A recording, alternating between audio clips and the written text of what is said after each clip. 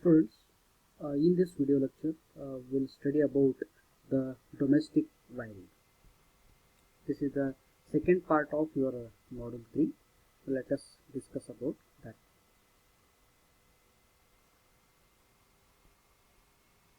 So first we'll see what we mean by wiring. So usually already you know that in our house we are doing some electrical wiring. Using that wiring only we are getting the supply to the loads whatever we are connecting. Means for example, we are using the bulbs, we are using refrigeration. Wherever we want electricity, there must be a wiring. Let us see what you mean by that wiring. This is a network of wires which are uh, drawn connecting the meter board to the various consuming loads, like just now I said lamps, fans, fridges, some water lifting motors, through some control and protective devices for efficient distribution of power, which is known as electrical wiring. So what happens is, from the outside pole through the service mains we are getting the power to our house. So there is a energy meter which is fixed outside our home. So through that we are getting the power. So inside, to get the power wherever we require, you need to do the wiring with suitable the control as well as the protective devices. So electrical wiring is done in residential as well as in commercial building. So it is wherever we need the electrical energy, we need the wiring. So we are going to provide power for the lights, fans, pumps, and other some domestic appliances, which is known as the domestic wiring. Let us study what are the factors which are affecting while choosing the wiring system. What type of wiring system we are going to use, and how to select that wiring system. There are different type of wiring systems. We are not discussing anything about the types of wiring system in this video lecture, but in the later videos, the next part we will see about the types of wiring system. Let us glance how we are going to choose the wiring system in a particular installation. So that depends on certain factors and economic viability. The first part is the durability. Whether whatever the wiring system we are going to select, that is having the particular standard specifications, or that whether it is durable or not, without affecting some weather conditions, because sometimes the wiring may be outside. Okay, so whether is it durable or capable of withstanding some abnormal weather conditions or not, that we are going to check. Then very important second point is the safety. Whether whatever the wiring we are going to provide, whether is it having a safe zone or not, whether whatever the leakages it comes, whether it gives the safety or not, whether is it a shock resistance or not, whether it prevents the fire hazards or not, for the operating. So safety in wiring, safety is one of the most important factor. The appearance, so this is most important in case of the residential applications. Usually electrical wiring, it is outside on the walls of the house, so that should give some aesthetic appeal to the interiors as well as for the exteriors, so that wiring should not be, appearance of the wiring must be very good. As far as cost is concerned, it should not be prohibitively expensive, affordable. Then accessibility is, uh, however, whatever the wiring, wherever you do the wiring by using casing or capping or something like that, so those switches must be accessible to you. So further extension or the wiring system, if it is necessary, that also you need to provide. The switches and plugs, whatever you are going to provide, it should be easily accessible. That is the most important point. And maintenance cost, so the cost should be minimum. Whether you go for underground or overhead, whatever the type of system you choose, the cost of the system, maintenance cost of the system must be very less. Then mechanical safety, the wiring must be protected against any of the mechanical damages. These are some factors we are going to consider while selecting the type of wiring system. About the type of wiring system we will study in the next video lecture. Let us glance about, as per your syllabus, let us glance about the feeders. What do you mean by feeders and distributors and service mains. Usually what happens, from the overhead lines we are getting the power. So this power we get from the substation. Then the pole which is mounted near the distribution transformer, usually we get the 11 kV line. This is called as the feeder. Okay, that is the first part. What you mean by feeder? The overhead line that run from the substations to pole mounted distribution transformer, usually at 11 kV, is called as the feeder. So each area is served by a substation is divided into number of sub areas. Okay, so some areas are made, in that only some sub areas are created. Both are having a primary as well as secondary distribution system. So the sub area, whatever we do, that has primary and secondary distribution system. Let us study what we mean by primary distribution system. See, the primary distribution system, it consists of main feeder, the lateral feeder, and the sub feeder. Okay, so these are the three, the main feeder, lateral feeder, and the sub feeder. These are the three main important parts in a primary distribution system.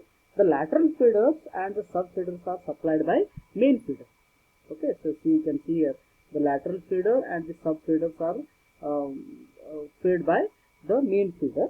Okay, then at a distribution transformer, the voltage is stepped down. Okay, so this is the distribution transformer where we are going to, we are stepping down to 11 kV to 400 volt. Then the power is fed to the secondary distribution system. So this is the distribution transformer at the secondary level. So the overhead conductors that runs on a distribution transformer up to pole, which is very close to consumer premises, which forms the secondary distribution, are called as the distributors. So here, so distribution transformer. So what is the main concept in the primary distribution now? From the 11 kV substation through the main feeder, we are supplying to the lateral feeder as well as the sub feeder. So again, from the sub feeder, the secondary distribution will take place. So that is clearly shown in the the figure. So here 11 kV to 400 volt it will do. Then from the distribution transformer, again the power is distributed to the next part of the secondary distribution system. Let us talk about the secondary distribution system. Secondary distribution system, it is having from the 11 kV, whatever we are getting the power. So through the secondary distribution transformer, it divides 11 kV to 400 volt. Then this is supplied to the distributors. So these distributors are of 400 volt. Okay, 400 volt service main. These are the consumers. So directly from the distribution transformer, where we are supplying the power to the distributors. This concept is called as the secondary distribution system. Let us talk about the service mains. What do you mean by service mains? See, usually what happens, there are conductors which bring usually the power, electrical energy from the nearest pole. So this is the pole, you can see that. So these are the overhead lines we are connecting. So these poles will take the electrical energy from the nearest substation. Okay, so from the nearest pole they will carry the secondary distribution system to the customer. So let us say he is one home. This is called as the customer premises. So the power from the secondary distribution to the customer or consumer or the home is called as the service main. So this is the service main. This we are going to take the supply from the pole to the house. Pole to the house is called as the service main. So the length of these line which run from the pole. So you can see this line from the pole to the meter board. Usually it is around maximum up to 50 meters. So the distance between the nearest pole to the house is around 50 meters. So for all the domestic requirements, only single phase supply is required. So only two wires will run. One is the phase wire, another one is the ground wire. Another one, it may be called as neutral wire.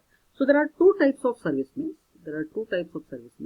So one is the overhead serviceman, another one is the underground serviceman. This is what picture we are seeing is called as the overhead serviceman. Okay, using the GI Pope service connection is provided. So the power is taken. See here from the overhead line. These are the insulators to have the overhead line. Pin type of insulators there. These are the cross arms. So there are again break insulators to catch the wires which are hanging. Okay, this power is taken from the overhead line. Okay, so some fuses are provided here. So using the break insulator, this is your GI messenger wire. We call it as a GI messenger wire. So these wires, this is a GI pipe. From the wire through the GI pipe, it is given to the meter board. So this is the stay wire where it is connected on the top of the house. So this is the RCC pole, then it's a ground wire which is connected. Usually the ground is provided to your house also. Then in the same way we have the underground cable service connection also. So wherever it is not possible to provide the power supply through the overhead line, there we are going for the underground line, underground power supply. Or in the other situation where the power demand of the customer is more than 25 kilowatt, there we are preferring the underground cable wiring system instead of overhead system. So usually the some trench is made here. One trench is made here. So this trench is of 1 meter deep. Okay, 1 meter deep and 0.5 meter wide. This side 0.5 meter wide. Using this is made along the road from the pole to the house. Usually the cable is inside the trench. Okay, so through the GI pipe that is clamped to the usually pole. So this is a GI pipe what you are seeing. This is clamped to the pole. So one end is connected to the distribution line. Okay, one end is connected to distribution, other end is connected to the energy meter. You can see here. This is the meter board what we have connected through the GI wire. One end of the service wire is connected to the meter board, another end is connected to the poles or the service line. Okay, this is what we are calling the underground cable service connection. So we can provide the power supply to the individual customer through overhead line also, through the underground line also. This is the typical the meter board and what we mean by distribution system. Usually the now power is came to our house. The supply means it is okay. So single phase energy meter is provided. Usually every house is having a meter board outside the house. So this meter board is getting the neutral and phase wires. You can see the wire here. So this is your single phase energy meter which is connected. So here through the phase line, in series with the phase line, fuse is provided. Whenever excess current is flowing through the phase wire, automatically fuse burns and it will disconnect to the power supply. So this is the secondary output lines which are connected to the next ICDP main switch. So usually the ICDP main switch is called as ironclad double pole switch, which is the connected with the output terminals of the main switch. This is one switch it is, which you can always it is on. Okay, when you don't want the supply inside your house, then you can make the switch off. So this is the another, and from this main switch, output of this main switch is connected to the distribution board. So where in every room of your house is connected with some sub circuits. Sub circuits are created in every part of your house. So each sub circuit is connected supply through the mains and through the neutral and phase. So this is the distribution board. So switches are provided, the lamps are connected here. So each sub circuit is created for every independent room. So one independent circuit is connected to one independent room. So these are getting the power from the ICDP main switch. This is the main switch, which is you can always this switch is on. Whenever you don't want to supply to the interior part, you can make the switch off. So this is the typical house wiring system what we usually have in our house. In the next video lecture, we will talk about the types of wiring, what are the advantage and disadvantage of different types.